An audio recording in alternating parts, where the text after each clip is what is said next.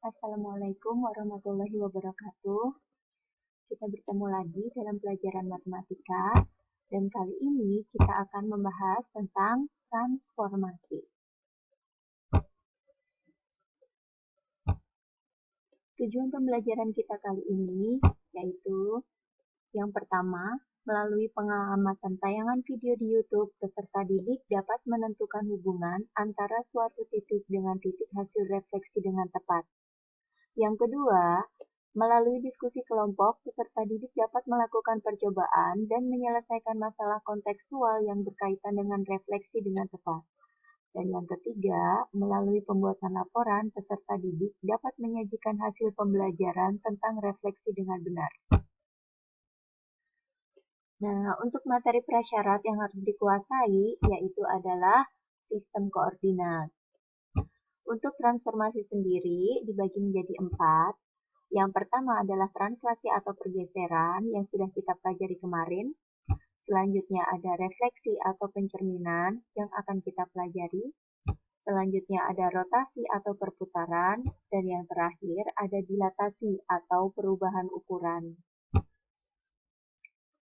Kita mulai ya tentang refleksi. Apakah setiap hari kalian bercermin?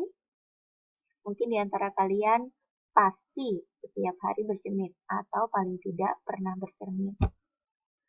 Nah, apa yang terjadi jika kalian menjauh atau mendekat ke cermin? Kenapa hal tersebut terjadi?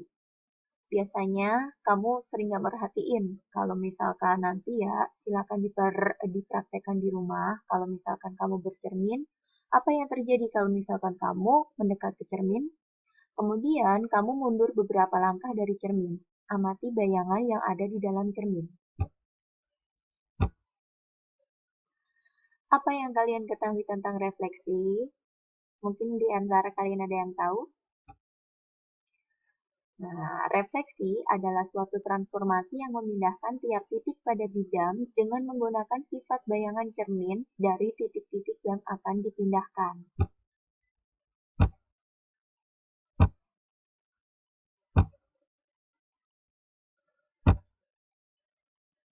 Untuk menambah pemahaman kalian, coba cermati gambar berikut. Perhatikan baik-baik ya. Segitiga ABC dengan koordinat A 3,9, B 3,3, dan C 6,3 dicerminkan yang pertama terhadap sumbu Y. Nah, kamu yang harus diperhatiin adalah segitiga ABC dulu. Segitiga ABC yang berwarna hitam. Kemudian perhatikan garis atau sumbu Y-nya sebagai cermin. Maka di situ akan ada A2, B2, dan C2 sebagai hasil atau bayangan dari ABC tadi. Kalau misalkan dicerminkan terhadap sumbu Y. Nah, di situ ada koordinat A2-nya min 3,9, B2-nya min 3,3, dan C2-nya min 6,3.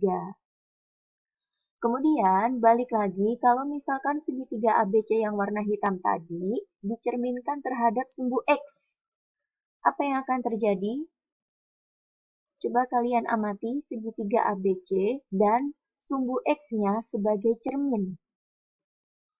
Nah, di situ kalian amati segitiga A3, B3, dan C3 yang berwarna merah atau yang posisinya di bawah ya. Di situ ada titik A3 dengan koordinat 3,9, B3 3,3, dan C3 6,3. Selanjutnya, kalian amati lagi segitiga ABC yang berwarna hitam jika dicerminkan terhadap titik pusatnya atau 0,0. Maka di situ akan ada bayangan dari segitiga ABC tadi, yaitu A4, B4, dan C4 atau segitiga yang berwarna hijau. Perhatikan di situ koordinat titik A4 yaitu min 3,9, B4-nya min 3,3, dan C4-nya min 6,3. Nah, sudah cukup kalian mengamati? Kita lanjutkan lagi. Selanjutnya, di situ masih ada gambar segitiga ABC yang tadi, tetapi dicerminkan dengan cermin yang berbeda. Perhatikan lagi tadi segitiga ABC dengan A 3,9, B 3,3, dan C 6,3 dicerminkan terhadap garis X sama dengan min 2. Di situ cerminnya adalah garis yang berwarna orange, yaitu X sama dengan min 2. Maka diperoleh A5, B5, dan C5 sebagai hasil dari pencerminan X sama dengan min 2. Di situ didapat koordinat A5 min 7,9, B5 min 7,3, dan C5 min 10,3. Kalian bisa amati di situ jarak antara dari cermin ke titik A akan sama jaraknya dari cermin ke titik A5. Ya, begitu juga dengan jarak dari cermin ke titik B dan juga jarak dari cermin ke titik B5. Nah, sekarang kalian amati lagi segitiga ABC tadi yang berwarna hitam. Kalau misalkan segitiga ABC tadi dicerminkan terhadap sumbu Y sama dengan 1, di situ garis cerminnya adalah yang berwarna merah. Bayangannya yang mana? Bayangannya adalah A6, B6, dan C6.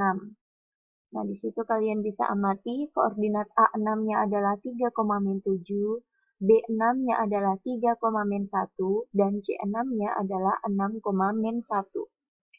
Kalian juga bisa lihat di situ, dari cermin sampai dengan titik A, jaraknya akan sama dari cermin sampai dengan A6. Begitu pula dari cermin ke titik B dan dari cermin ke titik B6. Atau kalau dari cermin ke titik C dan dari cermin ke titik C6, pasti jaraknya akan sama. Kita lanjutkan lagi.